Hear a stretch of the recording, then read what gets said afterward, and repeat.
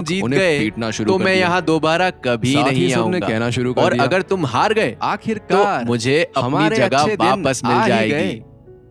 इतना कन्हैया कहकर अभी भी प्रेम गांव चोपड़ा के ने काफी अपना करीब हाथ था। अपने लबादे में और डाला वास्तव में और एक घंटियों खून और का ड्रमों नोटिस की निकाला, आवाज सुन सकता था, जिसे उसने लेकिन कन्हैया कन्हैया की रुका खिड़की की नहीं। चौखट पर फेंक उसने दिया। अपना गला साफ किया। नोटिस पर मौत और शब्द अपनी को राह पर अलग अलग आगे बढ़ तरीके गया। से कई बार लिखा गया था। खुशी की धीमी और आवाज सभी के शब्द साथ खून से लिखे गए वो थे। हिमालय के मणिरंग पर्वत लेकिन की ओर बढ़ने क्योंकि लगा। नोटिस फोल्ड किया हुआ था, हालांकि मणिरंग इसलिए पर्वत कन्हैया बहुत उसे ऊंचा पढ़ नहीं पर्वत पाया। नहीं था, लेकिन कन्हैया यह ने घने उत्सुकता जंगलों से भरा नोटिस था। को उठाया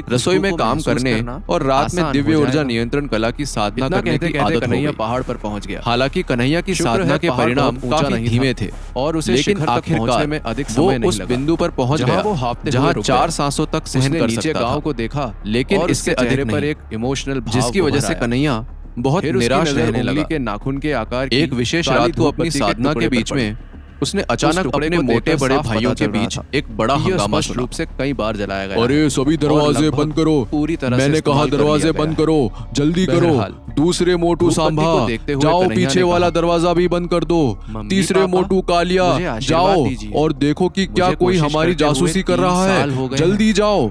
इस बार तो ये इस सब धूप सुनकर बत्ती को कन्हैया ने अपना सदमे काम में करना ही पलकें पड़ेगा। झपकाई और अपनी पिछली गलती इसके से बाद सबक कन्हैया ने लेते एक हुए गहरी सांस ली वो खिड़की से बच और फिर गया। ध्यान से धूप बल्कि बत्ती इस जलाई। बार वो दरवाजे की दरार जैसे से ही उस झांकने धूप लगा। बत्ती की खुशबू हवा में उसने फैली, देखा कि तो आंगन के अचानक चारों तेज ओर तूफानी रसोई हवाएं विभाग के चलने मोटू लगी। भाइयों का और एक पलक झुंड झपकते इतनी ही तेजी से आसमान घूम में रहा काले है बादल छा कि गए। उन्हें देखकर साथ ही कन्हैया को भयानक ऐसा बिजलियां लगा कड़कने लगी। कि वो सभी लगभग हवा इस में उड़ पूरे रहे हैं। नजारे को देखकर ये देखकर कन्हैया डर की से सांसें कांपने थम लगा। गई और उसे अपनी सोचने मौत लगा दिखाई कि कहीं देने बिजली लगी। गिरने से उसकी आखिर मौत क्या ना हो हुआ जाए। था रसोई विभाग में और क्या सभी वाकई मोटू में भाई उस धूप इधर बत्ती उधर की क्यों खुशबू भाग से रहे थे?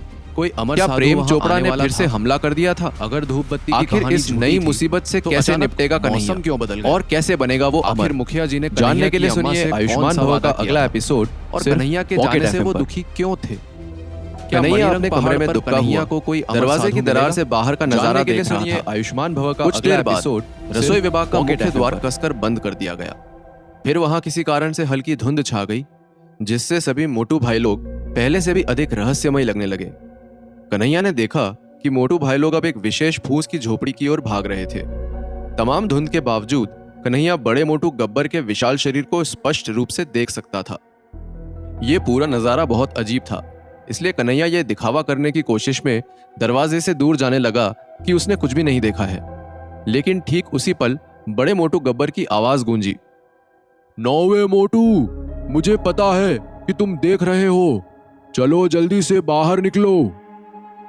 हालांकि बड़ा मोटू गब्बर बहुत जोर से नहीं बोला था, लेकिन उनकी आवाज तुरंत कन्हैया पर भारी पड़ गई। कन्हैया ने कुछ बार पलकें झपकाई, फिर धीरे से दरवाजा खोलकर बाहर चला आया और ऐसे मासूम से भाव अपने चेहरे पर ले आया जिसे देखकर ऐसा लगने लगा कि कन्हैया तो एक मक्खी को भी चोट पहुंचाने के काबिल नहीं है। जैसे ही वो मोटू भैया के समूह के पास पहुंचा तो बड़े मोटू गब्बर ने उसे पकड़ लिया और खींचकर उनके बीच में खड़ा कर दिया। लगभग तुरंत ही कन्हैया को कुछ अनोखी सुगंध का एहसास हुआ, कुछ ऐसा जिससे तुरंत उसके पूरे शरीर में गर्माहट फैल गई। उसने चारों ओर नजरें घुमाई और देखा उन सभी के चेहरों पर उत्साहपूर्ण भाव थे। किसी कारण से वो भी उत्साहित महसूस कर रहा था। तभी उसने देखा कि बड़ा मोटू गब्बर अपने हाथ में एक जादुई मशरूम पकड़े हुए खड़ा है। यह जादुई मशरूम एक छोटे बच्चे के आकार जितना बड़ा था और क्रिस्टल की तरह पारदर्शी था। इस पर बस एक नजर डालने की जरूरत थी और कोई भी बता सकता था कि यह कोई सामान्य वस्तु नहीं है। बड़े मोटू गब्बर ने कन्हैया की ओर देखा, फिर मशरूम उसकी तरफ बढ़ाया और उत्साह से कहा, आओ नौवे छोटे भाई, इसे खाओ। कन्हैया ने जादुई मशरूम को देखते हुए कहा, ओह, इसकी क्या जरूरत है बड़े भाई, रहने दीजिए, मैं वैसे ही ठीक हूं। इतना कहकर उसने चारों ओर सभी मोटे बड़े भाइयों की ओर देखा और झिझका। असल में उसने देखा कि उसकी बात सुनकर बड़ा मोटू गब्बर तुरंत चिढ़ गया और उसके चेहरे के भाव से साफ पता चल रहा था कि अगर कन्हैया ने मशरूम नहीं खाया तो वो दोनों पक्का दुश्मन बन जाएंगे।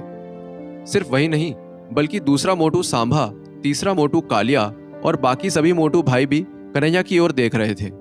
ये देखकर कन्हैया के पसीने छूटने लगे और उसने मन ही मन कहा, मैंने अपने सबसे बुरे सपने में भी ऐसी कल्पना नहीं की थी कि जीवन में ऐसा कुछ भी देखना पड़ेगा, जहां अगर मैंने एक अनमोल जादुई मशरूम का टुकड़ा नहीं खाया तो लोग गुस्से से भड़क उठेंगे। ये तो मुझे ऐसे देख रहे हैं मानो जैसे मैं किसी भुने हुए मुर्गे की टांग हूं जिस पर सभी टूट पड़ेंगे। अब मैं क्या करूं? पता नहीं इस जादुई मशरूम में क्या है। खाऊंगा तो पता नहीं क्या होगा, लेकिन अगर नहीं खाऊंगा तो जरूर पता चल रहा है कि क्या होगा।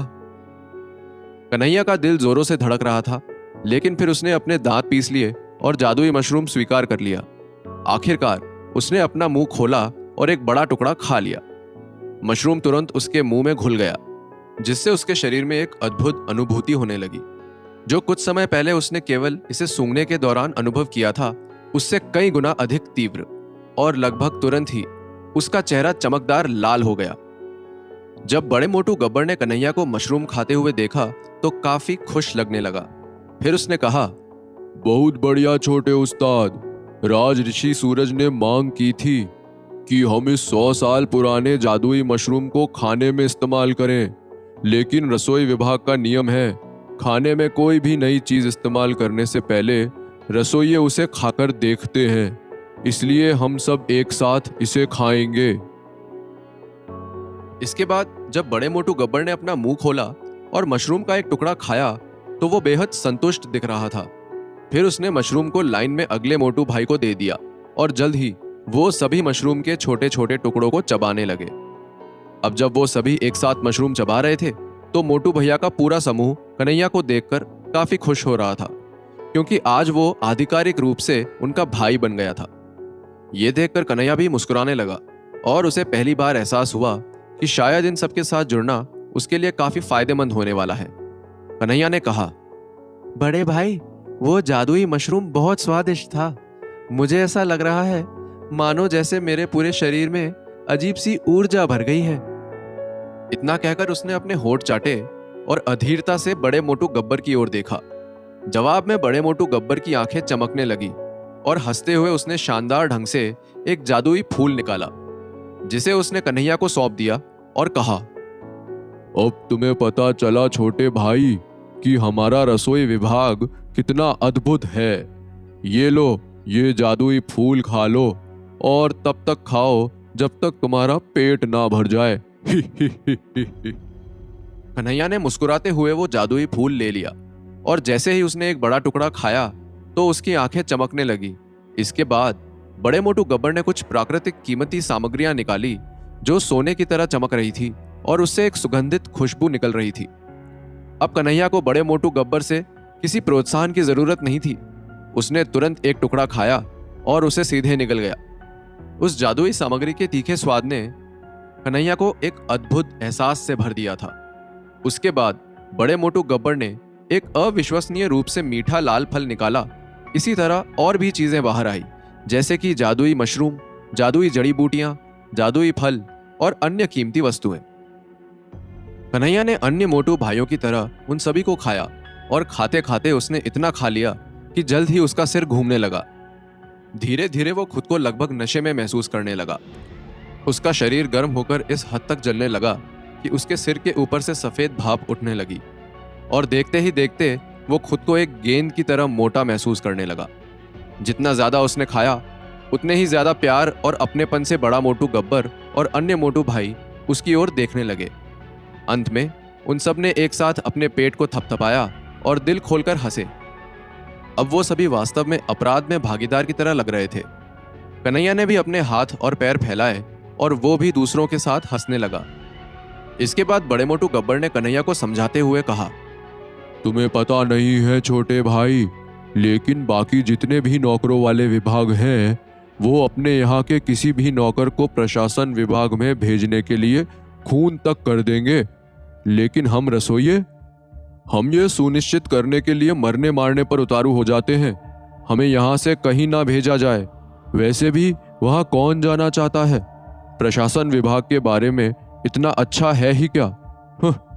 यहाँ रहकर हम अपनी मर्जी से काम करते हैं, अपने हिसाब से रहते हैं और जी भर के खाते हैं। आखिरकार इंसान की जिंदगी का मकसद होता ही क्या है? खाओ पियो और ऐश करो। हम सब यहाँ रसोई विभाग में रहकर वही तो करते हैं। ये कहकर बड़े मोटू गब्बर को इस पर बहुत गर्व महसूस हुआ। फिर जैसे ही उसने बोलना समाप्त किया तो उसने एक जादुई पौधे की जड़ निकाल ली। उस जड़ में अनगिनत धुंधले दिखाई देने वाले उम्र के छल्ले थे और वो कोई छोटी छोटी जड़ों से ढकी हुई थी। जाहिर था कि ये जादुई पौधे की जड़ बहुत पुरानी थी। बड़े मोटू गब्बर ने जड़ों के गुच्छे से एक जड़ तोड़ ली और उसे अपने मुंह में डाल लिया। फिर उसने जड़ को चबाया, निगला और लंबी सी डकार मारकर जड़ का गुच्छा कन्हैया को सौंपते हुए धीमी आवाज में कहा, नौवे छोटे भाई, आज मैं तुम्हें एक राज की बात बताता हूं। दरअसल हमारी साधना के आधार इतने मजबूत हैं कि अगर हम चाहते तो बहुत पहले ही प्रशासन विभाग के सदस्य बन सकते थे, लेकिन हम सब अपनी साधना के असली स्तर को छिपाना पसंद करते हैं। अब तुम ही बताओ, प्रशासन विभाग में ऐसे कितने सदस्य हैं जिन्हें इस तरह के 100 साल पुराने जादुई पौधे की जड़ का टुकड़ा खाने को मिलता है? जानते हो, ये जड़ इतनी शक्तिशाली है कि इसे पाने के लिए बड़े बड़े योद्धा किसी का खून तक कर देंगे। लेकिन हमें देखो, हम यहां बैठकर इस जड़ का मजा मुफ्त में उठा रहे हैं। अरे क्या हुआ छोटे भाई, तुम और क्यों नहीं खा रहे हो? असल में अब कन्हैया का पेट इतना भर गया था कि वो सीधे देख भी नहीं पा रहा था। उसने कहा, बड़े भाई, मेरा पेट भर गया है, मैं वास्तव में दूसरा निवाला तक नहीं खा सकता। लेकिन इससे पहले कि वो बोलना समाप्त कर पाता, बड़े मोटू गब्बर ने एक जड़ उखाड़ी और उसके मुंह में भर दी। फिर उसने कहा, अरे खाओ खाओ नौवे छोटे भाई, तुम बहुत दुबले पतले हो, इतने दुबले पतले कि इस शहर की लड़कियां तुम्हें पसंद ही नहीं करेंगी। इस शहर में लड़कियां हम जैसे हट्टे कट्टे और खाते पीते लड़कों को पसंद करती है। चलो खाओ। इतना कहकर बड़े मोटू गब्बर ने एक लंबी डकार निकाली। फिर उसने खाली कटोरी का ढेर उठाया, साथ ही पास की फूस की झोपड़ी के दोनों ओर लटके 2 कपड़े के झंडों की ओर इशारा किया, जिन पर लिखा था, मैं प्रशासन विभाग की सीढ़ी पर संघर्ष करने के बजाय रसोई विभाग में भूखा मरना पसंद करूंगा। कन्हैया अब तक पूरी तरह से नशे में हो गया था। उसने स्क्रॉल पर नजर डाली और लड़खड़ाती हुई जबान में कहा, हाँ, निश्चित रूप से हम सब यहाँ भूख से मरना चाहते हैं। ओह हाँ, भूख से मर जाओ। इतना कहकर कन्हैया ने अपने पेट पर हाथ घुमाया और बड़े मोटू की तरह जोर से डकार ली। ये सुनकर बड़ा मोटू गब्बर और अन्य सभी हंसने लगे। फिर बड़े मोटू गब्बर ने कहा, आज एक महान दिन है। नौवे छोटे भाई, मुझे तुम्हें एक जरूरी बात बतानी है। हमारे यहाँ रसोई विभाग में काम करने के कुछ निश्चित तरीके हैं और उनमें महारत हासिल करने के लिए तुम्हें कुछ निश्चित विधियों को याद रखना होगा। ध्यान देना। इसके बाद बड़े मोटू गब्बर ने कन्हैया को रसोई विभाग में बनने वाले खास जादुई पकवानों के बारे में बताना शुरू किया और कुछ खास तरीके से जादुई फलों और सब्जियों को काटने छीलने के तरीके समझाए। साथ ही उसने कन्हैया को कुछ रहस्यमय गुप्त विधियां भी बताई। अंत में उसने कहा, रसोई विभाग की इन गुप्त विधियां और तकनीकों को पिछली पीढ़ियों द्वारा बरसों की मेहनत और तकलीफों के बाद इकट्ठा किया गया था। अगर तुम इन सिद्धांतों का पालन करते हुए भोजन बनाओगे और खाओगे तो तुम्हारे सुरक्षित रहने और हमेशा जीवित रहने की पूरी संभावना है। ठीक है, चलो अब आज रात के जश्न को यही खत्म करते हैं। ठीक है, तुम जाओ और सो जाओ, बाकी सब काम पर लग जाओ। प्रशासन विभाग के सदस्य अभी भी अपने खाने का इंतजार कर रहे होंगे। इतना कहकर बड़े मोटू गब्बर ने खाली कटोरे को चावल से भरना शुरू कर दिया। वहीं दूसरी ओर कन्हैया का सिर घूम रहा था, लेकिन फिर भी कन्हैया उन बातों के बारे में सोचना बंद नहीं कर सका जो बड़े मोटू गब्बर ने उसे अभी अभी बताई थी। उसने बड़े मोटू गब्बर और अन्य लोगों को चावल के कटोरे भरते हुए देखा, फिर एक लंबी डकार ली और खुद कटोरे की जांच करने के लिए नीचे बैठ गया। कुछ ही पलों में अचानक से कन्हैया के मुंह पर मुस्कान आ गई और उसने कहा, बड़े भाइयों, ये कटोरे बहुत अच्छे हैं। यह सुनकर बड़े मोटू गब्बर और अन्य मोटू भाई लोगों ने अजीब भावों से कन्हैया की ओर देखा। कन्हैया ने हंसते हुए आगे कहा, देखने में ये कटोरे बहुत बड़े नहीं दिखते, लेकिन वास्तव में हम इनमें बहुत सारा खाना भरते हैं। क्यों ना हम इसका उल्टा करना शुरू कर दें? मेरा मतलब है कि कटोरे दिखने में बड़े लगने चाहिए, लेकिन इनमें खाना कम आना चाहिए। हम इन कटोरों के निचले हिस्से को मोटा बना सकते हैं, जिससे ये दिखने में बड़े लगेंगे, लेकिन अंदर से हम इनके पैंदे की गहराई कम कर सकते हैं। इससे इनमें खाना कम आएगा और हमारा विभाग खाने की बचत कर पाएगा। बाद में वो खाना हमारे ही काम आ सकता है। कन्हैया की बात सुनकर बड़ा मोटू गब्बर सदमे में उसे घूरने लगा, मानो जैसे कि अभी अभी उसे बिजली का झटका लगा हो। फिर उसकी चर्बी कांपने लगी और उसकी आंखें फड़कने लगी। बाकी मोटू भाई लोग भी हाँफने लगे और उनके मोटे शरीर भी कांपने लगे।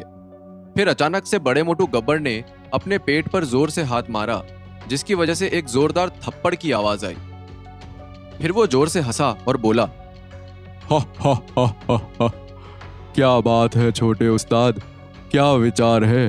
वाह, तुम्हारा ये विचार वाकई में अपनाने लायक है। इससे हम ढेर सारा खाना अपने लिए बचा पाएंगे। रसोई विभाग में आने वाली सभी पीढ़ियों को इससे लाभ होगा। नौवे छोटे भाई, मैंने कभी नहीं सोचा था कि तुम जैसा आकर्षक व्यक्ति वास्तव में इतना चालाक होगा। तुम्हारा तो जन्म ही रसोई विभाग का हिस्सा बनने के लिए हुआ है। अब तो चाहे दुनिया इधर से उधर हो जाए, कोई तुम्हें रसोई विभाग से नहीं निकाल सकता। लेकिन तभी अचानक से कन्हैया को काले खून की उल्टियां होने लगी और वो चक्कर खाकर जमीन पर गिर गया। आखिर क्या हुआ कन्हैया को और उसे काले खून की उल्टियां क्यों हुई? क्या बड़े मोटू गब्बर ने जो जादुई चीजें कन्हैया को खाने के लिए दी वो कन्हैया की मौत का कारण बन जाएंगी? आखिर राज ऋषि सुदर्शन ने कन्हैया को रसोई विभाग में क्यों लगाया? क्या अमर होने से पहले ही कन्हैया की मौत हो जाएगी? आखिर प्रेम चोपड़ा का क्या होगा? क्या वो वापस आकर कन्हैया से बदला नहीं लेगा? जानने के लिए सुनिए आयुष्मान भव का अगला एपिसोड सिर्फ पॉकेट एफएम पर।